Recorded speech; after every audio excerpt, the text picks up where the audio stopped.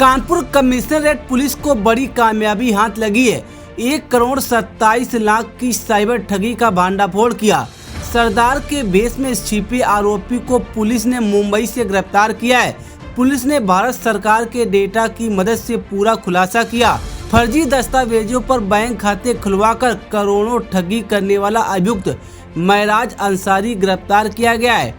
Nigerian gang के साथ मिलकर पीड़ित सरदार मोहकम सिंह का सिम स्वैप किया और खाते से 1,27,00,000 अमन तिवारी के फर्जी खाते में किए ट्रांसफर। बात करें। देखिए, एक साइबर फ्रॉड का मामला है जिसमें 1,27,00,000 की FIR हुई थी। ये अगस्त 25 में सरदार मोहकम सिंह हैं, उनके मोबाइल के अकाउंट से ये पैसा फ्रॉड हुआ था, जिसमें उनका करीब 72 लाख रुपया वापस हुआ था। खाते के अकाउंट को फ्रीज करा दिया गया था और करीब 54 लाख का जो सोना खरीदा गया था MMTC कंपनी के द्वारा, वो हम लोगों ने फिर रिटर्न करवाया पैसे को। तो पैसा तो उनका पूरा रिटर्न हो गया, लेकिन ये जो फ्रॉड हुआ था ये बड़ा गंभीर है। और इसमें जो डिटेल हम लोगों को मिली, हम लोगों ने मार्च में एक अरशद अंसारी करके अभियुक्त था, उसको भेजा था।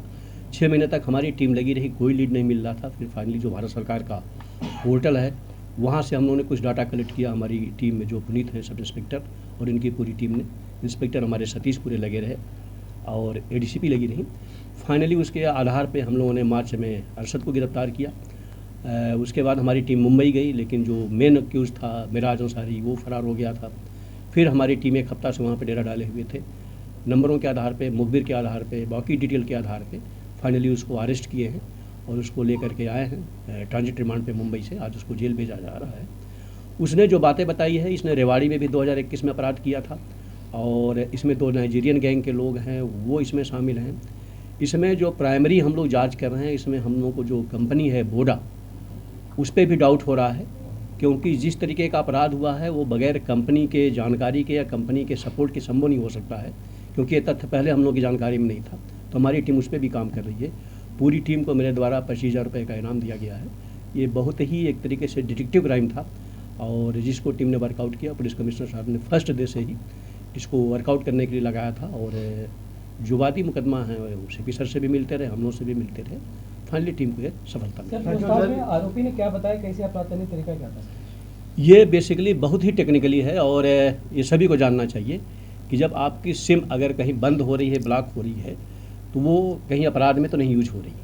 हालांकि जो सरदार जी हैं वो तत्काल गए, लेकिन उसकी सिम फिर यूज हुई, रीइशू हुई, यूज हुई और उसी बिंदु पे हम लोग जांच कर रहे हैं कि रीइशू कैसे हुई, किन आधारों पे यूज हुई, क्या डॉक्यूमेंट लिया गया और क्या इसमें नेटवर्क के कोई लोग शामिल हैं जो वोडा कंपनी है।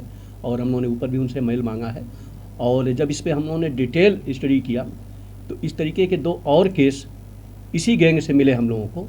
एक चेन्नई का है, मुंबई का है।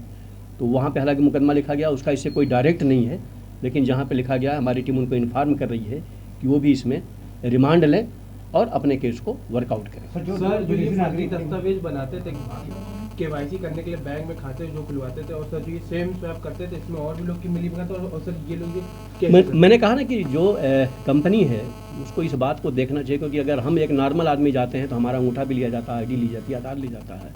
कैसे अगेन सिम इशू होता है और अगेन जब सिम इशू होता है तो उन्होंने फॉर्मेलिटी क्या अपनाई और उसको कितना कंफर्म किया। तो ये जाहिर सी बात है कि हम उनसे डाटा लेंगे और अगर हमको संतुष्टिजनक नहीं मिलेगा तो हम फिर उनको मुलजिम भी बनाएंगे, जेल भी भेजेंगे। सर, जो 2 विदेशी नागरिक हैं नाइजीरिया से, बताएंगे उनका इसमें क्या रोल है?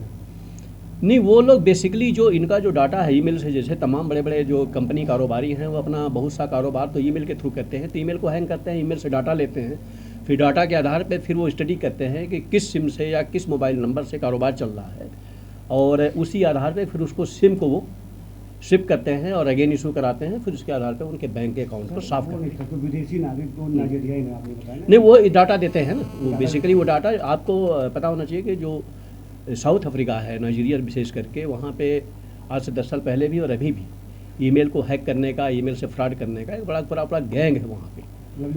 विदेश से बैठे हुए हैं, वो ईमेल पे डाटा पे ही रिसर्च करते रहते हैं। सर, जो वोडा कंपनी है, क्या उस पर भी कोई कार्रवाई होगी? हमने डाटा मांगा है, क्योंकि प्राइमरी जो लग रहा है कहीं न कहीं डाउट है और उस डाउट को अगर नहीं क्लियर करेंगे तो बिल्कुल कार्रवाई करेंगे।